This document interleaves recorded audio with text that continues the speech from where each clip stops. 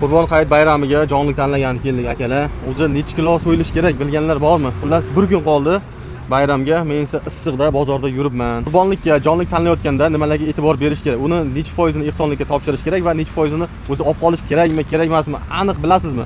Misol uchun bozorga borib eng katta qo'yni olib, so'yib teng taqsimlab o'zini, ya'ni qiynalgan yetim miskinlarga yetkazib berish ozroq qiyin, kimga topshirsam ekan deb o'zimni boshimdan ko'p o'tardi. Mana ancha yillardan beri shu ish bilan shug'ullanib keladigan Asr Saxovat karvoni komandasi bor. Men o'tgan yil ham xuddi shu ishni qilgandim. Xudo xolasa bundan keyin mana bir kun qoldi. Qarang, agar jonlik olib qo'ygan bo'lsangiz, bemalol o'sha jonligingizni olib borib bersangiz, yigitlarimiz o'zlari qassoblari ham hamma komandaviy borib, o'zlari so'yishib, o'sha qiynalgan miskin oilalarga o'zlari teng taqsimlab tarqatadi. Ya'ni siz ham agar vaqtingiz bo'ladigan bo'lsa, o'sha komandaga qo'shilib bemalol o'sha savobli ishda qatnashishingiz mumkin. Agar vaqtingiz bo'lmaydigan bo'lsa, jonligingizni topshirasiz, siz uyingizga ketasiz, sizga video отчет qilib qo'yi so'yilishi yo'q, o'sha qiynalgan miskin oilalarga tarqatishadi, hammasini video отчет orqali sizga yuborib turadi.